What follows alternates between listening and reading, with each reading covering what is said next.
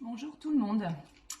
Alors, je voulais vous faire un petit aparté ce matin parce que vous devez peut-être voir sur des vidéos, sur des livres, enfin en ce moment, avec l'année du rat, les étoiles volantes, Basie, huit montagnes, Basailles, etc. Comme je dis souvent à mes clients, avant d'apprendre à courir, il faut apprendre à marcher. Ça veut dire qu'avant de mettre en place tout ceci, il faut peut-être d'abord essayer que l'habitat soit conformément dans le cycle des 5 éléments, observer les 4 animaux célestes, apporter les modifications nécessaires quand ce fauteuil, vous qui m'écoutez, vous avez un petit peu quand même l'habitude, tout en étant néophyte, d'avoir pioché quelques informations et de, pardon, et de savoir que les 4 animaux célestes représentent comme un fauteuil géant de votre habitat. Parce que quand je reçois une adresse, quand je reçois une expertise, qu'elle soit à domicile ou qu'elle soit à distance, une de mes premières informations et un de mes premiers actes va être de observer les 4 animaux célestes. Les 4 animaux célestes, on a comme ce fauteuil, enfin vous ne le voyez pas là, comme ce fauteuil, 2 accoudoirs, un dosseret, et de quoi allonger ses jambes. Donc, le Feng Shui est déjà à 3 niveaux.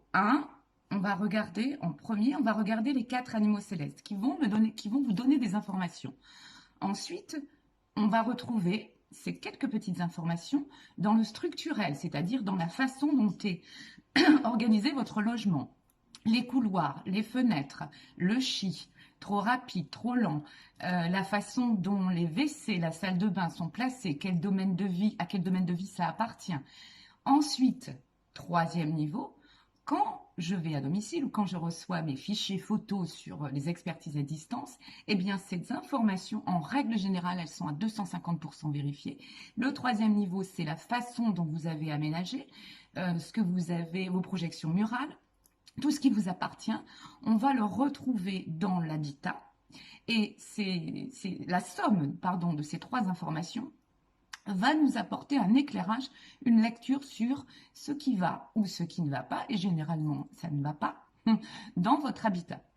Donc, on va mettre en place tout ce qui ne va pas, c'est-à-dire le cycle des 5 éléments, on va essayer de le mettre dans le sens productif et corriger tout la contre-production qui peut exister chez vous par orientation et après par sous-bagua. Moi, je travaille comme ça, c'est-à-dire que on prend le bagua sur le plan général, on va observer à quel domaine de vie ça appartient, on va observer quels sont les palais de vie, les chi, les négatifs, les contrées, les remettre droit, acupuncturer tout ça, et ensuite on va refaire du sous-bagua, c'est-à-dire par pièce.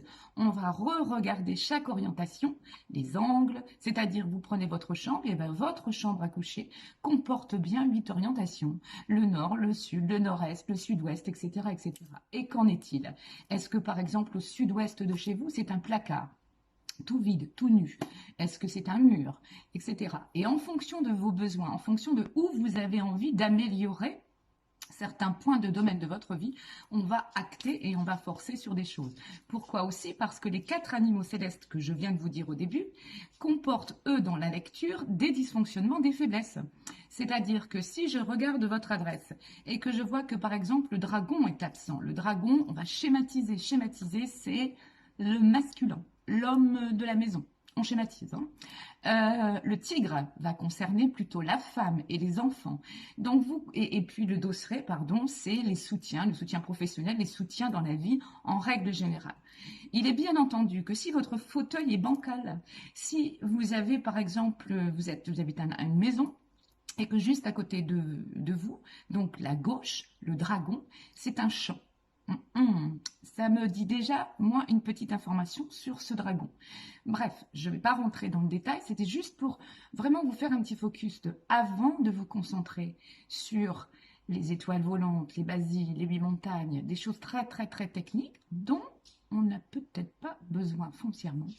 On va déjà s'attacher à ce que votre habitat, par votre adresse, ce qui se passe, par le structurel, ce qui se passe, et par vos projections et votre aménagement, qu'est-ce qui se passe, pourquoi ça ne peut pas aller et pourquoi vous n'êtes pas en cohérence, vos énergies ne sont pas en cohérence avec votre lieu de vie. Ensuite, si ça ne fonctionne pas, on peut s'attacher à appliquer des choses beaucoup plus techniques. Et pour petit rappel, ce sont quand même des technicités très très très chinoises et très orientalistes qui ne nous appartiennent peut-être pas, ok, et qu'à la base de la base, le Feng Shui, il est indien avec le Vastu et le Prana, c'est-à-dire beaucoup plus spirituel, beaucoup plus en intériorisation et jour-nuit.